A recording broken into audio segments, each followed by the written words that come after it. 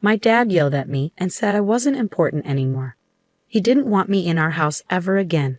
My fiancé John backed him up. I left home crying right after finishing high school. My name's Amy. Now I'm 36 years old and work as a farmer. It's been 18 years since I left home. I've spent more time living my own life than I did with my family, and that makes me feel emotional. We used to live in a city. My dad worked in an office and my mom stayed at home. We were a family of 4, including my older brother. My parents always favored my brother because he was the firstborn. He got better food and fancier presents. He'd brag about it and make me feel small. Sometimes I felt really lonely and wished for attention, but my parents never changed, so I stopped trying. The big change in my life happened during the summer of my second year in high school. My brother was busy studying for a tough college entrance exam, hoping to get into a really good university. His practice test scores were bad, so he was always stressed out and took it out on me whenever he could. My parents treated him like he was fragile, being super careful with him, while I got stuck with all the household chores that left me no time to study. Even though I was doing better in school than my brother, they wanted to bring my grades down to make him feel better. It didn't make any sense. Around that time, one of my teachers told me about a program where students could go experience life on a farm for a few days.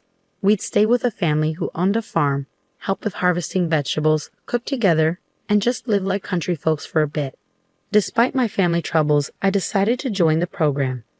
But my dad said, farming is only for people who can't get better jobs, and my mom laughed at me saying, "Are you crazy?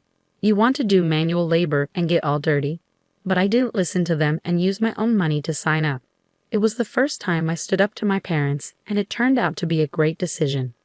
For me, who really wanted love from my family, it was an amazing experience. Working outside in the fresh air of the countryside felt so good, and I finally felt the warmth of a real family. The oldest son in that family, John, was just a year older than me, the same age as my brother. But John was nothing like my brother. He was kind but strong, got along well with his parents, and treated me nicely too. John's parents were really gentle, and even though I was only there for 3 days, I cried a lot when it was time to leave. John's mom cried too, and she said, "You can come back anytime." I promised I would. They said they didn't use their phones much, so I started writing them letters regularly. Before long, John started writing back more often, and it turned into like a diary we shared, and we started dating. It was a pure long-distance relationship without even a single kiss. After my brother didn't get into his first choice university and ended up in a lower-ranked college, it was my turn to apply for college. But my parents wanted me to get a job instead of going to college. They said it was because girls didn't need education, but really, I think they didn't want me to go to a better college than my brother. Since my time on the farm, I dreamed of being a farmer. I could have become one without going to college, but John was in college, so I decided to go too and study a new kind of farming. Even though my parents and brother tried to stop me, I worked hard every day towards my goal. But when I passed the entrance exam for university, my dad got really angry and said, "Are you a girl trying to go to a better college than your brother?" My mom said, "We don't have money to spend on you. Your brother needs it, so you should work and bring money home." My parents' hurtful words left me feeling alone and sad, and after a big fight, I decided to cut ties with them completely. John came to get me from home, and his parents, who were now my in-laws, helped pay for my college. I ended up going to college, and 4 years later, I married John. I didn't speak to my parents or brother during college, but when my in-laws said, we should at least tell them about the wedding, we went to my childhood home for the first time in 4 years. It was summer, after graduation, and a busy time for planting, so we couldn't visit earlier. We all had tanned faces from working outside, but my parents and brother made fun of us. My mom asked, "How old are you now? You must be poor to work outside and get so dark." I felt so embarrassed. "Please stop, Mom," I said quietly, but she didn't listen. My brother smirked and said, "Smart people like me make money with our brains. If you're stuck doing manual labor, it means you're not very smart." I felt sick, and my in-laws' smiles disappeared. My husband spoke up, saying, "We're proud to be farmers, and we work hard." My dad laughed in a mean way and told me, "From now on, you're a stranger to us. You're marrying a farmer who works hard for a living. We're going to pretend you don't exist. Don't come to us for money. We don't want to see you anymore." At 18, I already felt like I didn't belong. so his words didn't surprise me. But it still hurt, especially with my in-laws and John looking at me with sympathy. I cried quietly on the way home, deciding to forget about my family. Time passed quickly, and 18 years went by. The hurt started to fade. I had 2 kids and a busy but happy life. I almost forgot about my parents and brother until a cousin told me my brother was getting married. We were close, and we kept in touch even after I got married. I once sent them rice from our farm, and they liked it, so we stayed in touch and talked on the phone once a month. My cousin mentioned we could catch up at the wedding, my cousin said. But I hadn't heard anything about the wedding from my parents or brother. Well, since we're not talking, I wouldn't know. I heard they're building a new house. I wonder if it's done. It seemed both my parents and brother planned to move after the wedding.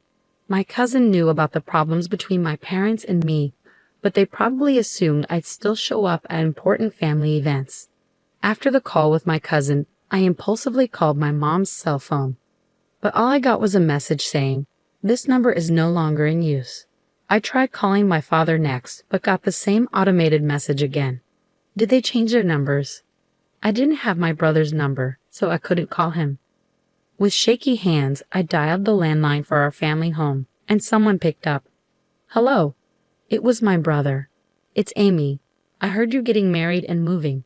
I started to congratulate him, but he interrupted me. "You don't need to do anything. You, a farmer, a stranger to me, don't call me," he yelled before hanging up. I tried calling him back, but I was already blocked. It was so harsh. No matter how much he disliked me, we were still family. It hurt to be rejected like that. Seeing how upset I was, my husband asked gently, "What's wrong? What happened?" I couldn't hold back my tears as I told him about the conversation. Both my husband and my in-laws were furious, as if it had happened to them. "Your home is here, Amy, your family to us." My mother-in-law comforted me. Her words brought tears to my eyes. I wish she was my real mom. She cared about me more than my own mother did. My father-in-law also reassured me, saying, "You're happy now. That's what matters. Don't let it hurt you. The one who stays positive wins." My husband added, "Let's learn from their mistakes and make sure we're different." Even our kids, unaware of the situation, hugged me tightly. "Thank you, everyone," I said, feeling a warmth in my heart. I realized how happy I was even without the support of my biological family.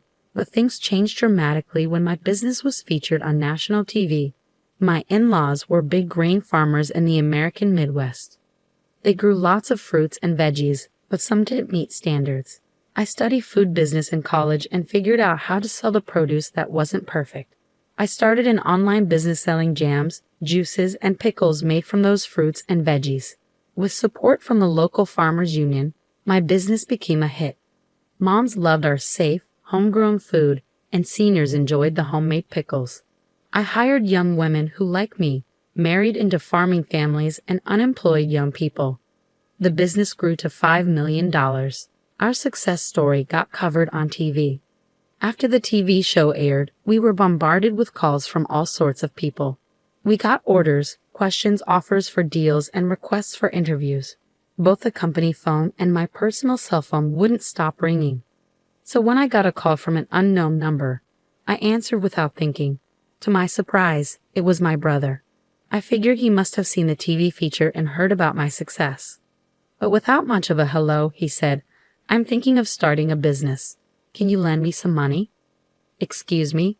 "Absolutely not," I replied firmly, feeling even more resolute.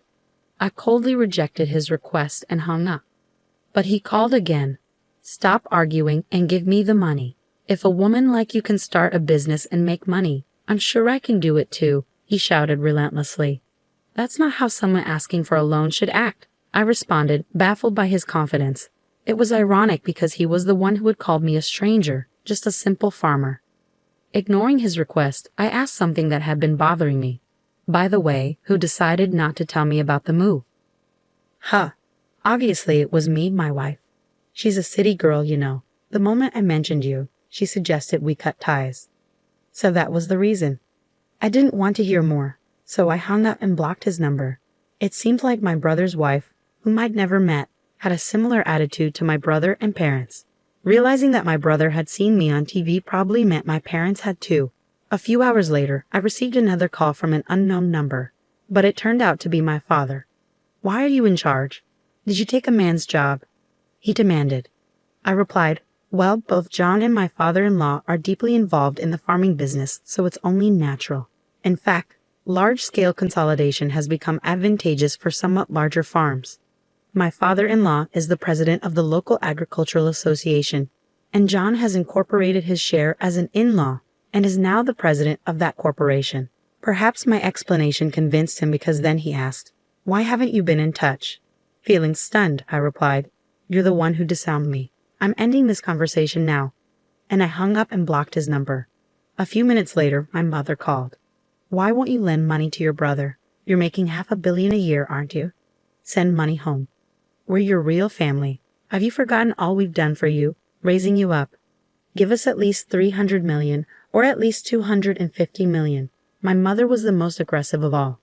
"Even though the business earns $500 million, that's the total revenue after paying for expenses and employee salaries. I barely have anything left over." I exaggerated a bit, and my mother instantly shot back, "You're lying. That can't be true." Feeling increasingly frustrated, I couldn't believe my mother's persistent demands for money. I wondered if she had any shame. "I'm not going to send you any money, whether I have it or not. We're strangers," I told her firmly before hanging up and blocking her number. I thought that would be the end of it, but I was mistaken. My parents, my brother, and his wife, whom I'd never met before, suddenly showed up uninvited at my in-laws' house. "Hey, Amy, guess what? I'm taking back the disownment," my father announced. I was shocked at their desperation for money. My mother-in-law couldn't believe what was happening. Even my father-in-law and her were clearly uncomfortable, glaring at my parents in silence. The employees around us had gathered, looking shocked at my parents. My brother seemed to realize he wasn't welcome either. "Huh. We're the real family, connected by blood. We deserve a share of your earnings too," he insisted. The woman with him, presumably his wife, nodded along in agreement. I was livid. "No, that's not how it works. Even though we share blood, there's been no emotional connection. You treated me like a stranger and abandoned me," I said, feeling the old wounds of being rejected by my biological family reopening. Tears threatened to spill again. Just then, John came and stood by my side. "Amy is part of our family now. Even if you haven't disowned her, we're perfectly happy without you. Please leave," he said firmly, defending me. The employees joined in, criticizing my parents together. "We're with Amy. How dare you?" they exclaimed in unison. As I thought, "This is my true family," I felt a deep sense of happiness. But my brother's anger was growing. "Shut up. Shut up, you country bumpkins. You're all uneducated trash. Aren't you supposed to obey us quietly?" he raged. But John calmly responded, "Actually, both my father and I are Ivy League graduates, and Amy graduated from a prestigious agricultural university, revealing our educational background." "What? With degrees from top universities, why are you farming?" my brother exclaimed in disbelief. Maybe for my brother, graduating from a lower-ranked university was his only source of pride, and he likely didn't anticipate being outmatched in terms of education, I mused. John remained composed as he stated, "Farming is an honorable profession. We can apply what we've learned in college to it." I couldn't contain my laughter at the absurdity of it all. "Brother, you've been bested by John in every way," I chuckled, feeling a sense of relief wash over me. Realizing I had been too fearful of my brother and parents, I spoke up firmly. "Let me make this clear one last time. We are strangers now." Pausing briefly, I adopted a polite tone. "Therefore, I cannot lend or give money to strangers. Please leave. If you cause trouble or act violently, I will call the police and take legal action." I asserted our separation unequivocally. My in-laws and husband moved closer to me, ready to shield me from any harm my parents and brother might try to inflict. I was deeply touched, feeling genuinely cared for.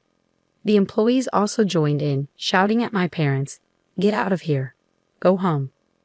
My parents, brother, and sister-in-law left with resentment in their eyes, unable to argue further and only able to retreat.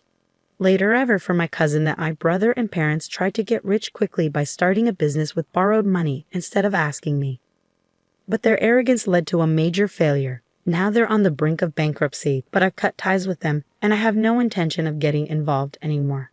As for me, my work is thriving, and I'm surrounded by my true family, supportive in-laws, a loving husband, and wonderful children. I'll cherish each day, enjoying the happiness of life.